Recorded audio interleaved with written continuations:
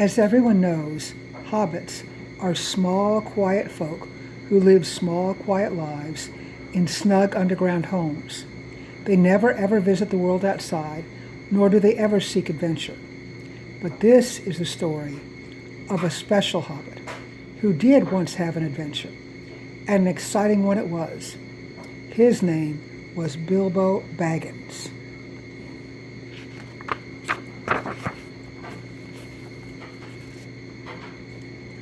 One fine Wednesday morning, who should appear at Bilbo's door but 13 dwarves and Gandalf the Wandering Wizard?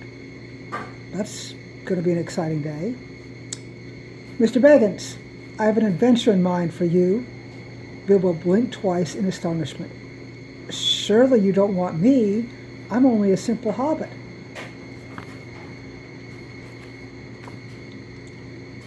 Actually, it is my 13 friends who want you.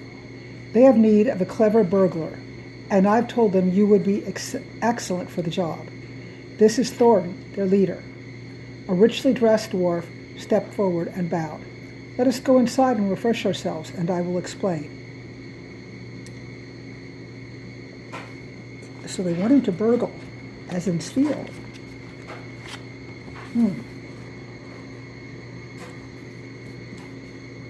Far to the east lies Lonely Mountain, Thorin began, while Bilbo set out the goblets.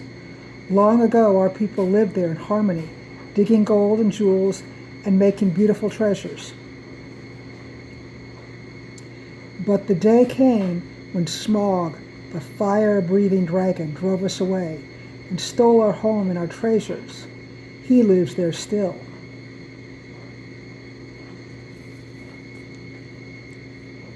Thorin turned to Bilbo.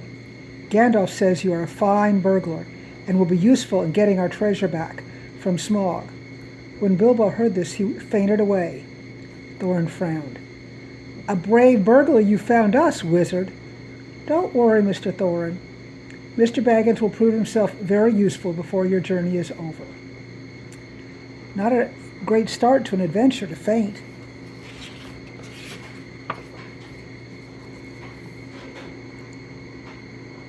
Early the next day, Gandalf, Bilbo, and the dwarves set out on the winding road to the east.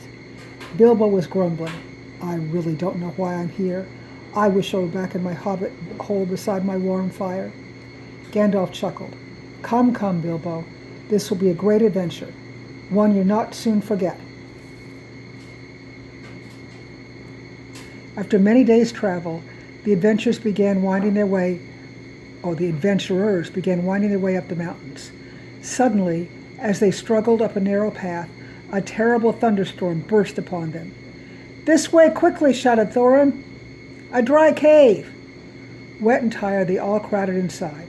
Soon a warm fire was burning, and in no time at all, everyone was fast asleep.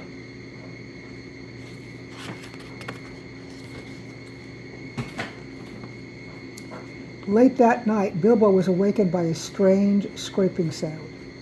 He stared in disbelief as the stone wall slowly opened. Out of the darkness leaped a huge, ugly goblins! In a twinkling, the adventurers were captured. As they stumbled down a dark tunnel, Bilbo looked desperately for Gandalf, but he was not to be found. Bilbo and the dwarves found themselves in a large cavern, deep in the mountain. Before them on a throne sat the great goblin himself. Who are these miserable persons? He scowled. Thorin stepped forward. We are only traveling dwarves, looking for a dry shelter. We did not mean to trespass.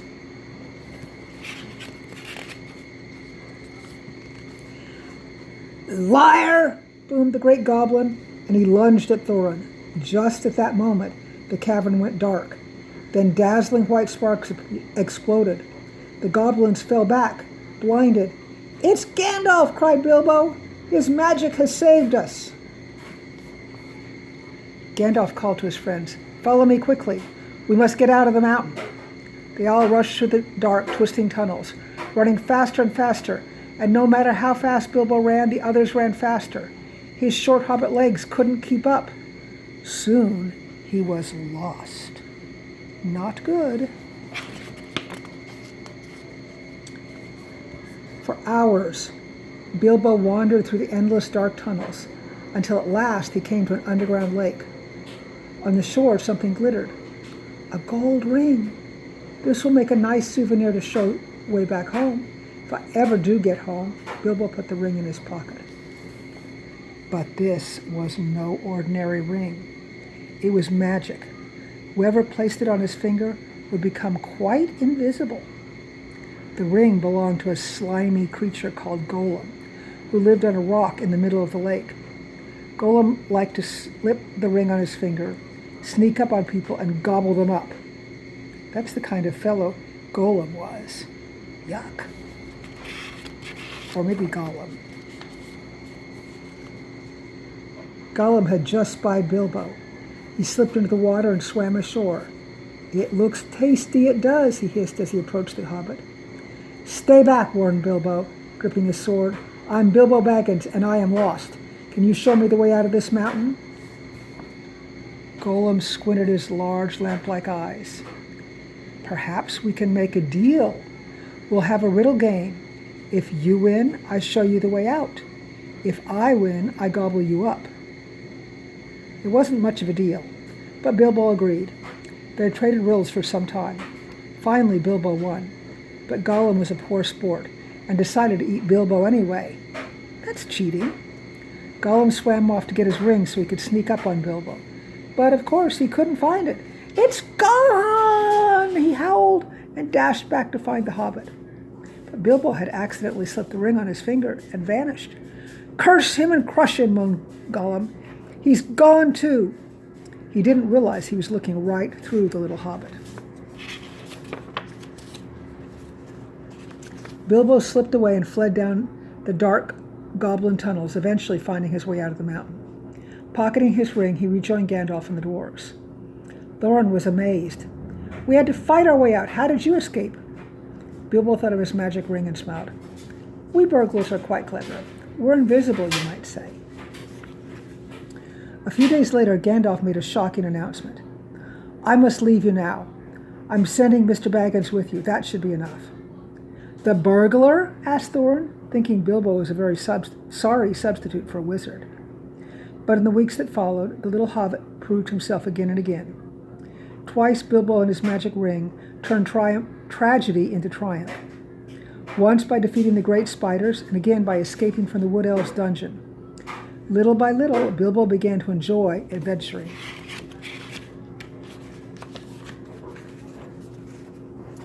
At long last, the company reached Lake Town. At the base of Lonely Mountain, men lived there, brave men like Bard the Hunter. It was said that Bard could shoot an arrow further and straighter than anyone. The lake people hated the dragon Smaug as much as the dwarves did, and they gave the adventurers all possible help for the last part of their journey.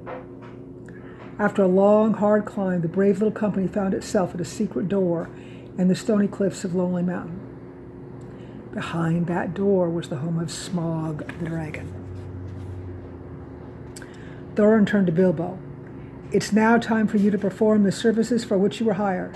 Go burgle something." As Bilbo made his way down a dark tunnel, he told himself, "A few more steps and you'll see old Smaug himself. It's true you're afraid, but if you go on now, it will be the bravest thing you've ever done." And he went on.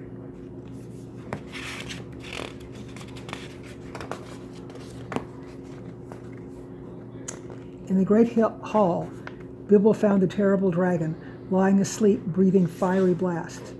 The hobbit breathed a sigh of relief. "He fills the entire hall," he whispered.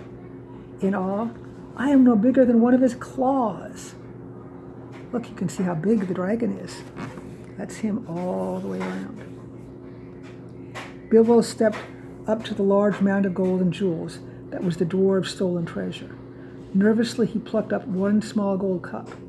Then mighty Smaug awoke. Quick as a wink, Bilbo put on his magic ring. Smaug's blazing eyes peered through the gloom. "Ho, thief! I know you're here. What do you want?" "Oh, Smaug, I only came to see if you're as great as people say you are." If you're a little hobbit, it's wise to be polite to dragons. Smaug laughed his fiery laugh. You must be one of those ignorant lakemen.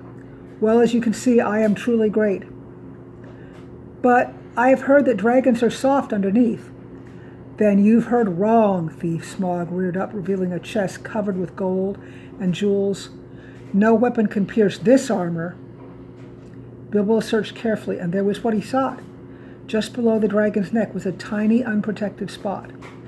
Aha, he thought, and he backed into the tub, pulped off his ring, and held up the gold cup. You're a sorry match for my burgling, Smaug. And he darted away. No one steals from me, roared the dragon, and out of the mountain he flew in rage. Bilbo sped down the mountain to warn the lake people. Spying a small bird, he cried out to it, Go and tell the bard hunter to look for the bare spot under Smaug's neck. Meanwhile, Smaug was flying over Lake Town, burning down buildings with his fiery breath. The lakemen were helpless. But the small bird had delivered Bilbo's message. Bard the hunter took careful aim and shot an arrow deep into the bare spot below Smaug's neck.